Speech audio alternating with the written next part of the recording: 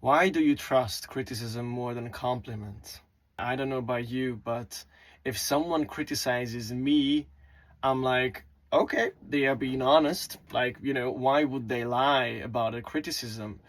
But if someone is giving me a compliment, no matter how genuine it sounds, I'm like, okay, I don't know, can I trust it? Like, maybe they are just trying to be nice, but is it honest? I don't know.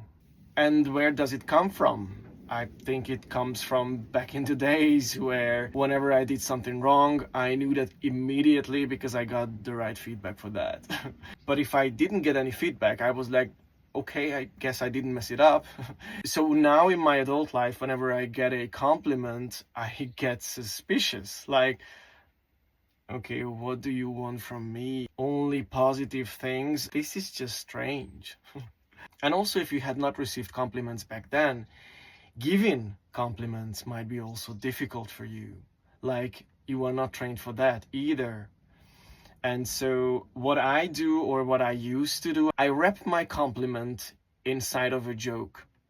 So I'm making a joke, I'm making fun of someone by saying nice stuff, and they get suspicious by that because it sounds suspicious. It doesn't sound like a compliment. They're like, are you being serious now? Because, it's a nice thing to say, but the way you said it, it doesn't sound nice. And I guess my brain just connected honesty with criticism, and if I do something right, there is only silence. Speaking about silence, is it selfish to break up with someone who is struggling? Let me explain. Your partner has been struggling for a while now. You are tiptoeing around them. The things that are bothering you or even worrying you, you are just not talking about them, and you feel stuck. So you are just giving them time to get better, to heal whatever needs to be healed. But it doesn't seem to be happening. And you feel like you're strong enough to carry yourself, but maybe not strong enough to carry both of you. And you already made a decision that it's not gonna work for you, but you are just waiting for the right moment to tell them. So there is silence. And if you're certain that you want to end this relationship, then what is the best way, or what is the right way to do that? And I don't think it's silence, because in this silence they are going to feel that something's wrong. They might misinterpret it, they might understand exactly what's going on, but at some point this silence is going to feel heavy, maybe even heavier than any words. And if you're certain that ending this relationship is the only thing that is going to set you free, then maybe it's time to try to find a good enough moment for doing that. Because there is no right moment for such things. Now, as I'm thinking about silence, you know when I always felt silence? When I was smoking weed. When I did it for the first couple times with friends, occasionally I felt this peace. I was free from all the overthinking, the anxiety. I could focus on one thing at a time. I could enjoy the moment. I was not thinking. I felt real silence in my head. And it felt amazing. And then I started smoking regularly. And then I started smoking by myself. And then I started smoking in my bedroom, which I should have not started, now I know, because it made the whole process even harder to get rid of that. But I'm a living proof that it is possible. And I still don't think that weed as it is bad, but it's easy to lose control over it. And it can be really difficult to find back to yourself if you've gone too far. What helped me is to change the environment. I wanted a clear cut, and this is what I am doing now. Again, I don't know about the future, but for now, this is what feels right. Do I still miss it? No, of course not. Yes, I do.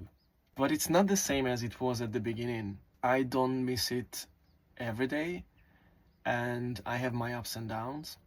Of course, it also depends on how I am emotionally, how I feel in general. The first couple weeks, up to the first 6 weeks, I was dealing with serious side effects. Like, first, I couldn't really sleep. I was having nightmares, lots of nightmares. I was sweating. I was thirsty. I was thirsty all the time. I was hungry. I was like a baby. It felt like I was being born again. I needed lots of sleep. I needed to be fed every 3 hours. And my mood swings, they were just going crazy. They made me crazy. They made the people around me crazy. So beautiful times. But I got the support by loved ones, by family, friends, but it's no shame to ask for professional help. And I was also like, this is the way I'm gonna try it. And if it's not gonna work out, I already had a phone number, an email address, so I knew where to go next if it doesn't work out. And the way I'm trying to get back into that silence, into that peace, being sober, is long walks. That helps, either with company or by myself, with music or without, and having things on my agenda that keep me busy. After a couple weeks, I started to feel more energetic, more alive, as if my soul found the way back to me. I want to focus on things. I want to build things. I want to get better at things. I have goals. I have missions.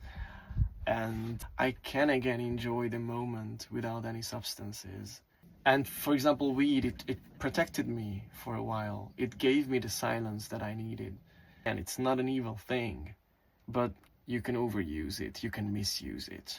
So wrapping it up, silence itself is a good thing and we need it. But what I had to learn is that what silence meant back then is not necessarily the meaning that I wanted for silence now. If I do something right and if I get a compliment for that, I want to be able to accept it. And if I want to give a compliment, I want to be able to deliver that as a compliment, not as a joke.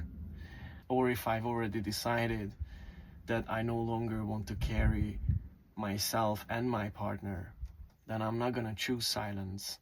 I'm going to try to find this good enough moment to talk to them. Because obviously I don't want to hurt them more than necessary.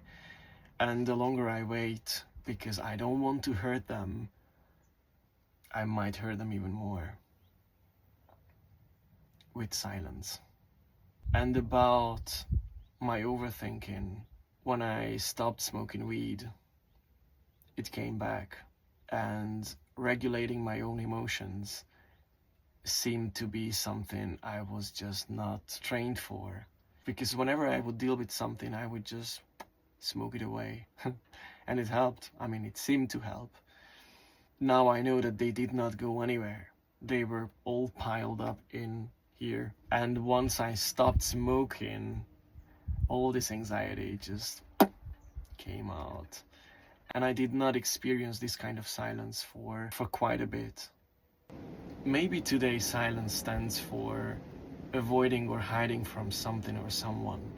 And maybe tomorrow silence is going to stand for enjoying the moment without any substances.